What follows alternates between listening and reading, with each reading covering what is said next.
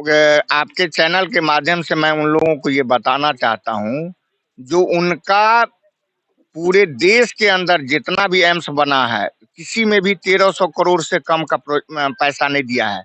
और आपको मालूम है दरभंगा के लिए इन लोगों ने सैद्धांतिक सहमति क्या किया है? सिर्फ 200 करोड़ का।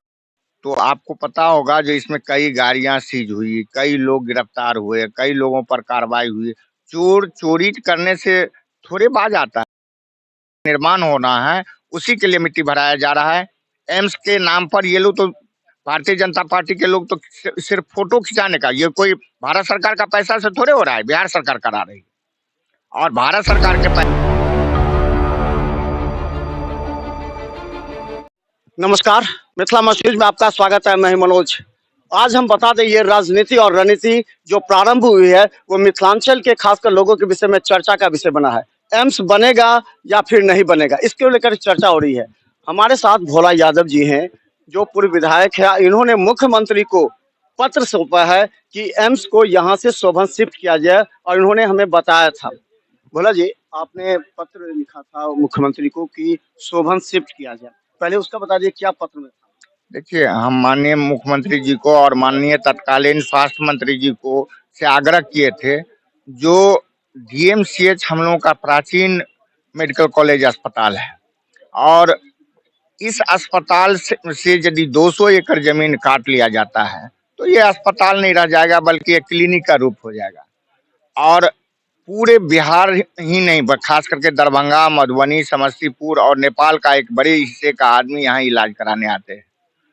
तो दरभंगा मेडिकल कॉलेज का एक बड़ा अस्तित्व पहले से था। उस अस्तित्व को खत्म करके एम्स को लेना कतई उचित नहीं थी। तो मेरा मांग था, जो दरभंगा शहर से बाहर कहीं पर भी एम्स को ले जाया जाए, जमीन अधिग्रहित करके, जिससे कि एम्स भी बन जाए और डीएमसीएच का भी अस्तित्व कायम रहे। उस दिशा में माननीय मुख्यमंत्री जी ने सहानुभूति पूर्वक विचार किया। माननीय उप मुख्यमंत्री और स्वास्थ्य मंत्री जी ने सहानुभूति पूर्वक विचार किया और इस निष्कर्ष पर पहुंचा, जो अशोक पेपर मिल का जो भूभाग है, उस भूभाग पर का एक बड़ा सा हिस्सा एम्स के लिए दे दिया जाए, जिससे कि एम्स भी बन जाएगा और डीएमसीएच का भी अस्तित्व पूर्ववत बहाल रह जाएगा।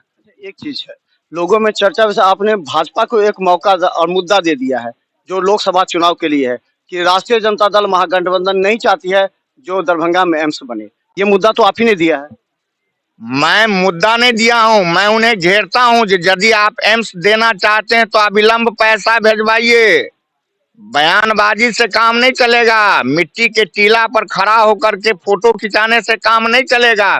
पैसा भेजवाइए, जमीन सरकार उपलब्ध करा दी है और जल्द एम्स का निर्माण करवाइए। ये आरोप लग रहा है कि 3000 करोड़ जो बिहार सरकार को देना था फ्लाईओवर के लिए, वो पैसा बचाना चाह रही है, इसलिए फ्लाईओवर नहीं बनेगा, इसलिए एम्स को यहाँ से उठाना चाह रही है। बिहार सरकार के पास पैसा नहीं है 3000 करोड़ देने की। आप आपके चैनल के माध्यम से मैं उन लोगों को ये बताना चाहता हूं, जो उनका पूरे देश के अंदर जितना भी एम्स बना है, किसी में भी 1300 करोड़ से कम का पैसा नहीं दिया है। और आपको मालूम है दरभंगा के लिए इन लोगों ने सैद्धांतिक सहमति क्या किया है? सिर्फ 200 करोड़ का। तो क्या 200 करोड़ में एम्स बन जाएगा? ये लोग अपने वादे से मुकरने के लिए बहानाबाजी कर रहे हैं, जो फ्लाईओवर बनाइए। हम तो अब ऐसा जगह दे दिए जहां फ्लाईओवर का कोई जरूरत ही नहीं है। चारों तरफ से सड़क ही सड़क है। एक तरफ चले जाइए अशोक पेपर मिल से विदेशन वाला पीडब्ल्यूडी सड़क, दूसरी तरफ बहेड़ी वाला पीडब्ल्यूडी सड़क, तीसरे तरफ भारत जयमाला वाला संभावित सड़क। ये सब सड़क का जाल उसी जहां एम्स भविष्य में बनेगा उसी जगह पर से शुरू हो रहा है। तो वहां तो कोई ओवरब्रिज, कोई इसका जरूरत नहीं है। आप काम तो शुरू कीजिए। भोला जी, आपको लगता है कि ये प्रोजेक्ट भाजपा का था जो सीधा लाया था एम्स? क्या लगता है कि इस प्रोजेक्ट पर बात मानेगी? क्योंकि सबको अपना अपना क्रेडिट चाहिए। उस समय भाजपा और जदयू में भी था क्रेडिट को लेकर के। तो ये एम्स कंप्लीट भाजपा का प्रोजेक्ट, केंद्र सरकार की प्रोजेक्ट है। क्या लगता है कि ये मानेगी इस बात को, या पेंडिंग में चला जाएगा? एम्स, पहली बात तो एम्स भाजपा का प्रोजेक्ट नहीं है, बल्कि एम्स का डिमांड चारों तरफ से पूरे देश के कोने कोने से था। उसी कड़ी में सर्वे के अनुसार दरभंगा को स्वीकृत किया गया। ये किसी भाजपा के नेता का देन नहीं है। ये सरकार का योजना है और इस सरकार के योजना में पैसा देने में भारतीय जनता पार्टी के लोग राजनीति कर रहे हैं। पैसा दें, एम्स का निर्माण होगा।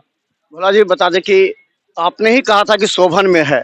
जब हम स्पॉट पर पहुंचे तो मालूम हुआ कि वो जो आपने 173 एकड़ जमीन की बात की है वहां पर, वहां से मिट्टी उठाया जा रहा है और उसे एम्स के लिए जो प्रपोज था अभी डीएमसीएच में भरा जा रहा है। यानी कि सरकार की ही मिट्टी, अगर वो सरकारी जमीन है जिसे आप प्रोजेक्ट कर रहे हैं, तो आखिर उस जमीन को, मिट्टी को कैसे बेच करके फिर डीएमसीएच में भरा गया, वैसी स्थल से मिट्टी भरा गया है? ये बाद में पता लगा जब आपने प्रोजेक्ट बताया। तो आपको पता होगा जो इसमें कई गाड़ियां सीज हुई, कई लोग गिरफ्तार हुए, कई लोगों पर कार्रवाई हुई। चोरी करने से थोड़े बाज आता है, तो जो लोग चोरी कर रहे थे वो लोग धराए भी है। अब अंतिम एक चीज बता दीजिए, क्या वास्तव में बनेगा या फिर लोकसभा चुनाव का मुद्दा रह जाएगा, जनता के हाथ कुछ नहीं रहेगा? अंतिम बिहार सरकार का जो काम था 200 एकड़ तत्काल जमीन उपलब्ध कराना, वो उपलब्ध करा दिया गया है।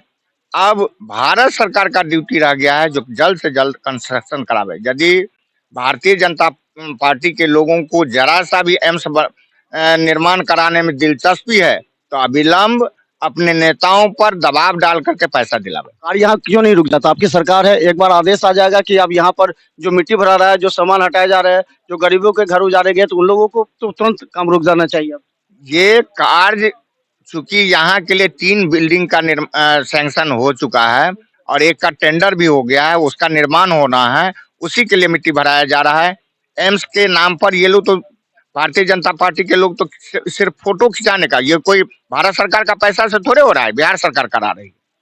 और भारत सरकार के पैसा से जो भी काम होगा वो नए स्थान पर होगा। तो बता दें, भोला यादव पहले ऐसे व्यक्ति हैं जिन्होंने एम्स को डीएमसीएच से उठाकर शोभन के लिए प्रोजेक्ट किया था और मुख्यमंत्री नीतीश कुमार को पत्र भेजा। इसके बाद एक नया माहौल तैयार हो रहा है और ये माहौल लेकर के दरभंगा में ही नहीं, मिथिलांचल में चर्चा का विषय है। क्या ये प्रोजेक्ट खटाई में पड़ जाएगा या फिर 2024 के लोकसभा का एक मुद्दा महागठबंधन और भारतीय जनता पार्टी का रहेगा? देखते रहिए मिथिला न्यूज, क्योंकि हम दिखाएंगे जमीनी सच्चाई।